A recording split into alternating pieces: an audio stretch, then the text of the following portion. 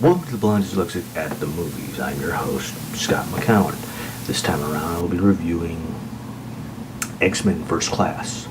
This is an edited version because the first time around I did this, I didn't realize initially that I gave more of a storyline set up to the review. So it's like, why bother going?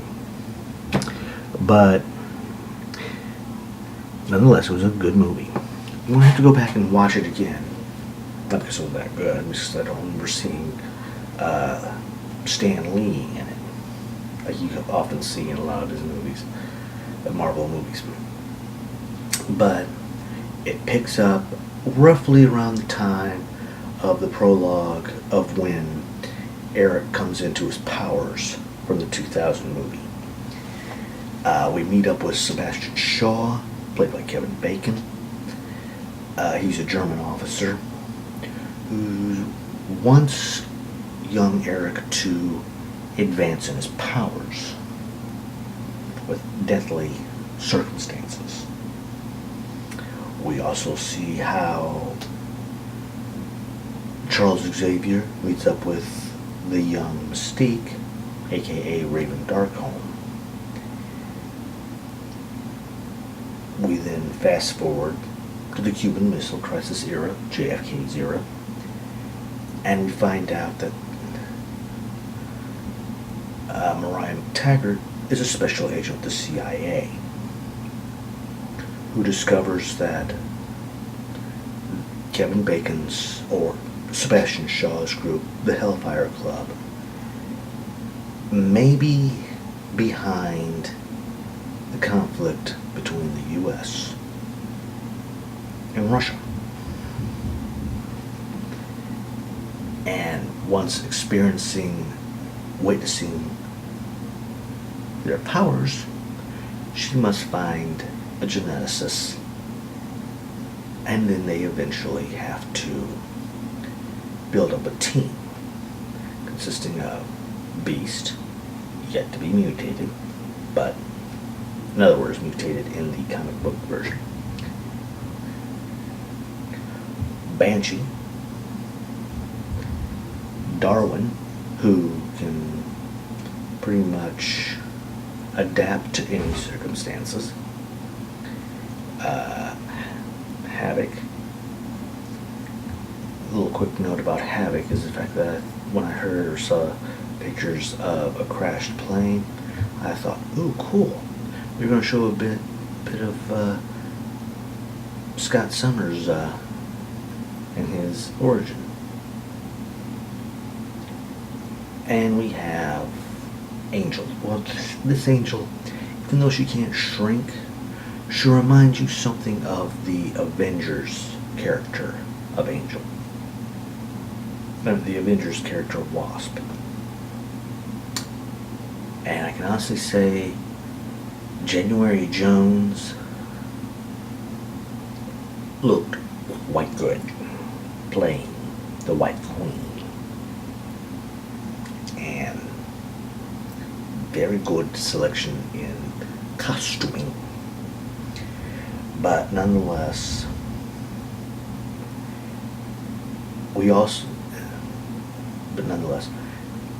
Hank McCoy, feeling sorry for Darkholme, attempts to ease her pain with beastly circumstances. So eventually when push comes to shove during the Cuban Missile Crisis, things don't turn out the way they want. You do find out why Eric and Charles split at the end. You find out in this latest edition how Charles becomes paralyzed. I assume they would want to wait till like the second one before that happened, but so overall it was a good movie. Very, very good movie. Beast had maybe more of a cameo in it.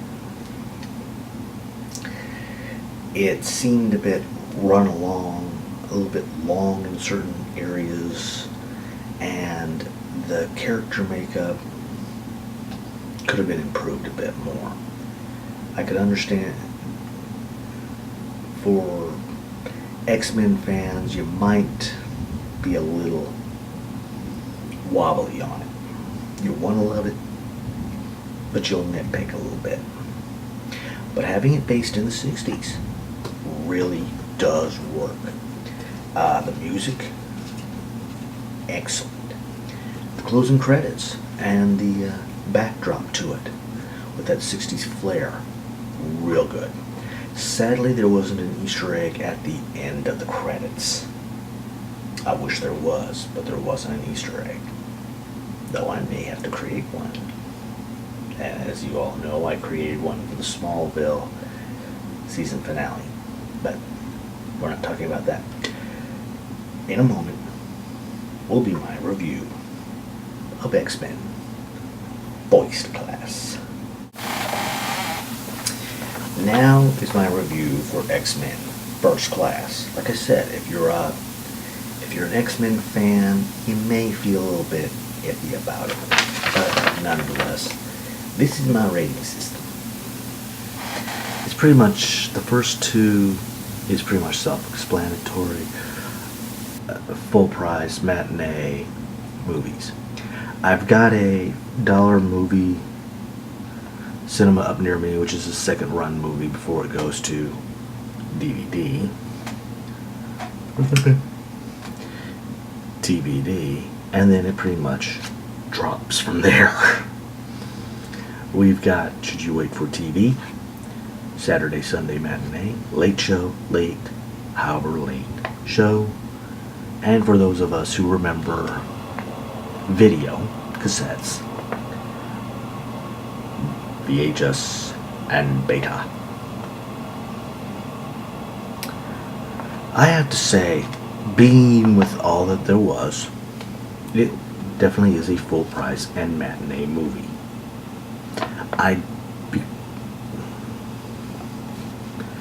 I'd see it more in a matinee, but still, even though it feels more of a matinee movie, I'm going to give it a full price movie because of the action, the fact that you actually see the ode to the first movie and the gal, pretty much an ode to the first movie, and you've got sort of a history lesson in certain little photographs. So that's one reason why I'm giving it full price. Otherwise, it's definitely a matinee movie. But on that note, it is definitely should go to your DVD collection. It is that good. Thank you for watching The Blind Dyslexic at the Movies. I was your host, Scott McCowan. If you like what you're seeing, please subscribe and leave your 2 cents down below and rate. Or leave a video comment. Up to you. But nonetheless, if you get a chance, please make a donation. Ooh, it's getting nasty outside. Storm must be approaching.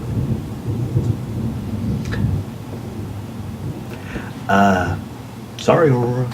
Sorry, Aurora. Didn't mean to give such a bad review, or sorry they did what they did in your movie. But, all joking aside, if you get a chance, please make a donation to the heroes at home. They do an excellent job for our military family. And also please donate to Cancer Sucks, another organization that does an excellent job in helping cancer sufferers. And to our military family out there, thank you. Keep up the great job and stay safe. You're always in our hearts. And from me to you, your blind dyslexic. Ciao for now.